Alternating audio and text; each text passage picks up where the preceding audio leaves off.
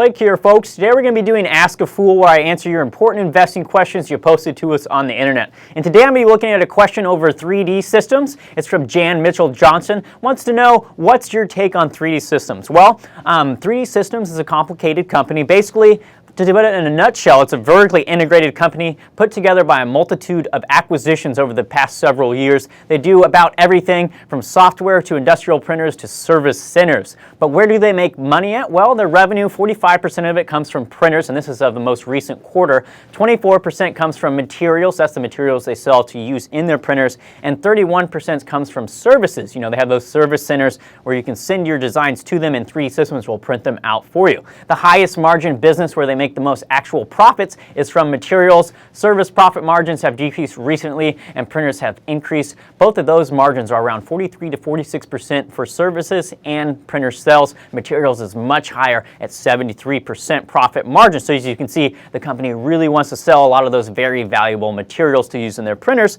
because they're a very high margin product. So how fast are revenues growing at the company? Well, last quarter revenue was up 44% with 30% organic growth, and what that means is that it takes out growth attributed to acquisitions. You want to focus on organic growth because that's what's going to be sustainable for the company. 3D Systems is growing slightly faster than the industry growth. The earnings per share growth has been flat from 2011 to 2012 and down for the last 12 months. And while you might be confused by that, how our revenue is growing and earnings per share are basically the same, this is due to shares being issued to pay for acquisitions and being converted from debt that the company issued in the past. So the takeaway here, folks, is 3D Systems has the most exposure to all areas in additive manufacturing when you compare them to any other company you can invest in the public. Basically what that means is they have a lot more exposure to the industry at large. Investors are paying a premium for growth, though, especially when considering how many shares have been issued over the last 2 years to pay for some of the acquisitions. The key here will be how effectively the company can integrate all of these acquisitions